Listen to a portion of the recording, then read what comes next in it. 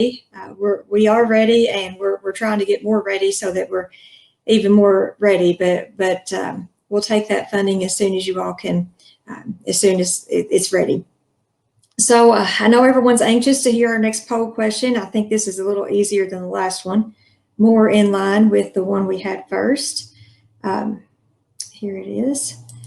We'll publish that. I got notification that you all could see the responses as they were coming up. So, oh, we've already had one honest person in formal up top, comfortable below the camera. So, to be fair, I'm in my black shirt here and blue jeans and slip-on shoes. So I am not wearing exactly what I would have to the Galt House, but very interesting answers coming in, but about what I expected. I'm trying to keep everyone engaged today.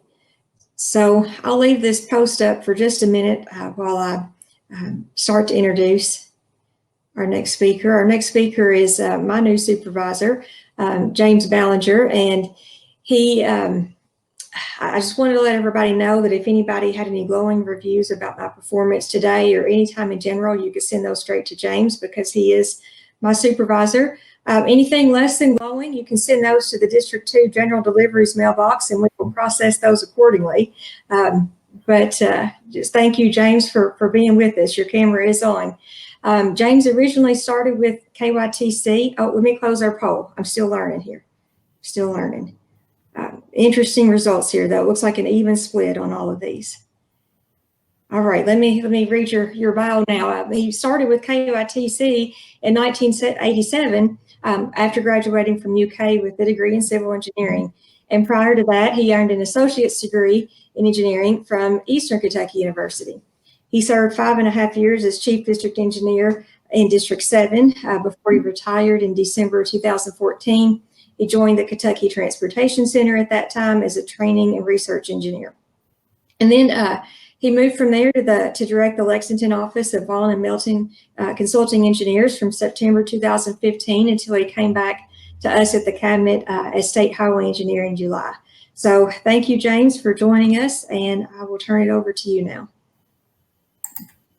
Okay, well, thank you, Denitra, for those kind words, and I also want to thank Secretary Gray for the kind remarks and for giving me the opportunity to actually serve as state highway engineer for the Kentucky Transportation Cabinet. I do want to say that this opportunity is a real honor for me because I've always been very passionate about transportation. And as an introduction to my remarks today, I thought I'd tell you a little bit about my background and why I've always loved and I've always valued good transportation. Well, I grew up in, and actually I still live in, a small farming community called Three Links in eastern Rockcastle County. It's a place where transportation has always been on people's minds because it's such a rural area. The road in front of my house is actually called the Old State Road. And it was part of the original route that people traveled from Virginia into central Kentucky. It's the road that folks traveled through the Cumberland Gap and into the Bluegrass region. Well, when I was young, I also heard my mom tell about the time that in 1946, when my grandfather and 20 other families in our community joined together to raise over $2,800 of their hard-earned money, which would be over $37,000 today, to hire a bulldozer operator to construct 3.5 miles of gravel road. And they did this just so they could get their farm products to town and their kids to school. Then, when I was in first grade, the state reconstructed another 3 miles of road headed toward Berea. Well, I can still very, very vividly remember playing on all the bulldozers and the scrapers that the construction company, the Allen Company, parked out by our barn. And as a kid, well, I was certainly hooked on highways and transportation at that point. Well, from then on, my summers were spent playing, building roads with my cousin who lived on a nearby farm. We would constantly travel. I would go to his house, and he would come back to my house, and we had a special place in our barn with all the Tonka toys that we had, the loaders and the scrapers and the bulldozers, and we would build roads for days on end. So that was something I remember. Well, at that point in my life, I never really knew what an engineer was, but I did know that when I grew up, I wanted to be involved in the transportation industry.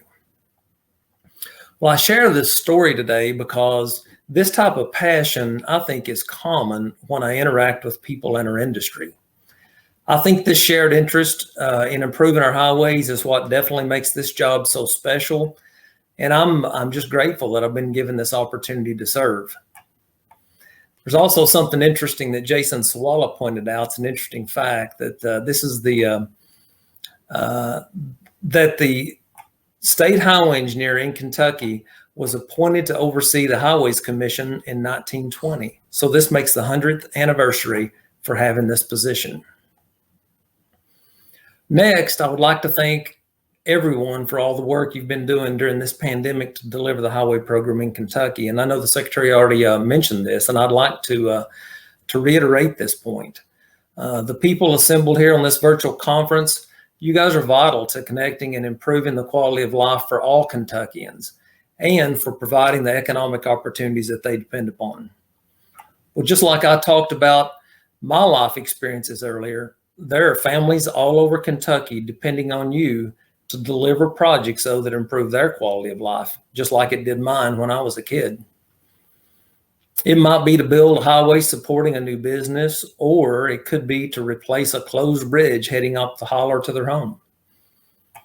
Well, to do all this, we're only successful as a cabinet when we, our partners, and everyone working together are successful in delivering these projects and programs. Just like the projects that we're featuring in this conference the next 2 days. And I want to thank everyone for everything you do to ensure this success. Now, I'd like to address some specific things that we're doing in the project development area. And first, I would be remiss if I didn't thank John Moore right out of the gate today. I want to thank John for everything that he does in the project development area. I'm kind of new to this position. I've just been here a little over a month.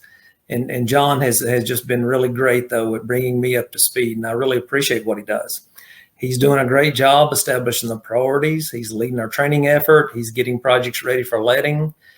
And John understands this importance of having projects ready for letting. And he'll be working with the central office staff, the district offices, and our consultants to get even more projects ready to go. And that's what we've already heard today on the call from the Secretary, from Mr. Jeter, though, that we need to have projects that are ready. And it's definitely my opinion that it's not a matter of if, it's a matter of when that we will see additional funding at some point in the future.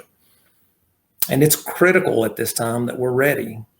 No matter whether it's a gas tax increase, if it's a federal stimulus bill, a bond program, could be a one-time discretionary loan. We just don't know at this time. But we must stand ready and be prepared to continue delivering these important projects. Next, I'd like to talk about an effort that I'm really excited about. It's something that I had the opportunity to work on when I was at the cabinet, as well as when I was at the Transportation Center. The Project Managers Boot Camp Express is again being offered late this year. The first session is scheduled for December 8th and the 10th. And the staff at the Kentucky Transportation Center, with Jeff Jasper leading the way, have done a great job putting this training together in the past. And they're currently working to retool it for a virtual environment. So be looking for that announcement that's going to be coming out really soon. And while I'm talking about the Transportation Center, I'd like to take this opportunity to thank those guys for doing the work that they do and the great staff. Well, I had the good fortune to work there, as I mentioned earlier, for almost a year after I first retired, and I discovered a couple of things about the guys at the Transportation Center. First of all, there's a really, really smart group of people working over there. And secondly, they do a great job of providing training, conducting research, and in my opinion, most importantly, solving the problems for the cabinet and our industry. Another effort that the Division of Highway Design is working on is called Digital Project Delivery for Kentucky. At the cabinet, we realize that the transportation industry is moving away from traditional plans and heading into a BIM, or it's called a digital deliverable world. Well, in order to prepare for this paradigm shift in how we deliver our work product, I've asked Kevin Martin and the CAD group to start searching for some pilot projects for digital project delivery. This will certainly be a collaborative effort with our partners at the FHWA and ACEC. So Kevin's going to be announcing more details tomorrow during the 4 o'clock session called Research on Design Models for Construction. So if you're interested in participating in this effort, please listen in for more details about this initiative. Next, I'd like to kind of shift the focus to some of our staff, though. And one big difference that I'm aware of since returning to the cabinet is that staffing levels at KYTC, they're definitely critical to delivering our program. And I've observed that the flexibility that everyone has exhibited during the pandemic, it's shown that that you guys can successfully deliver the program and the projects that are critical to the citizens of Kentucky.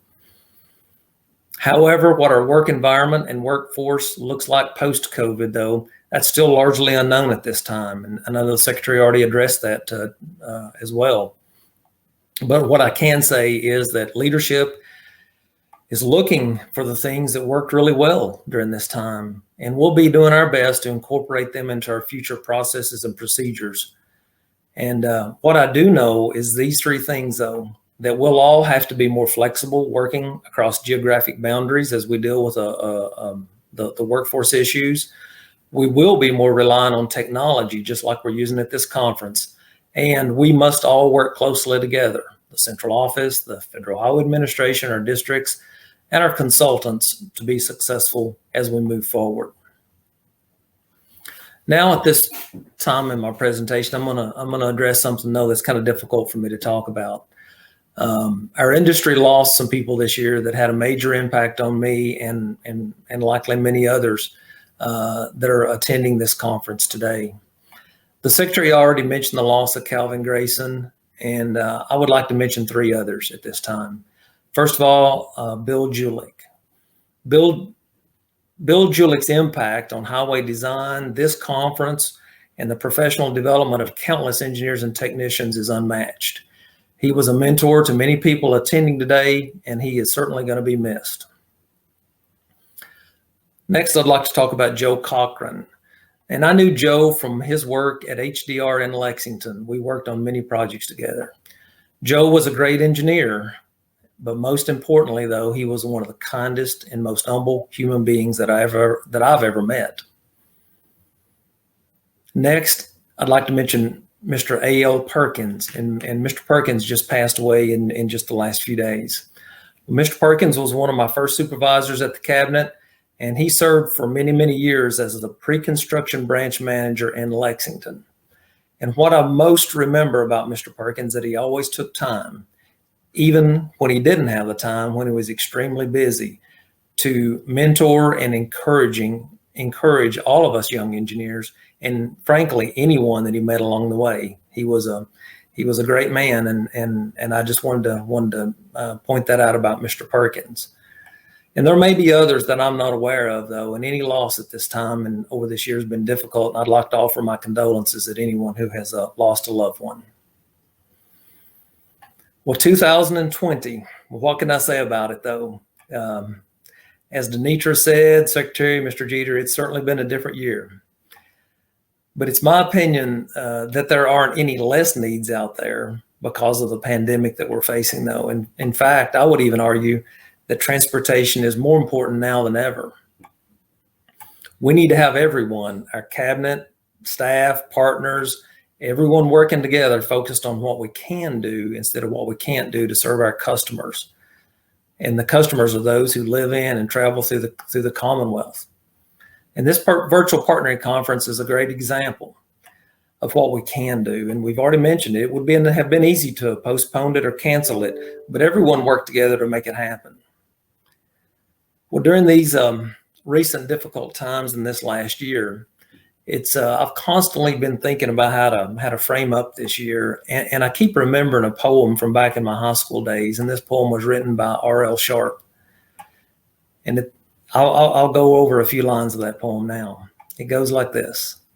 Isn't it strange how princes and kings and clowns that caper in sawdust rings and common people like you and me are builders for eternity? Each is given a list of rules, a shapeless mass, a bag of tools. And each must fashion ere life is flown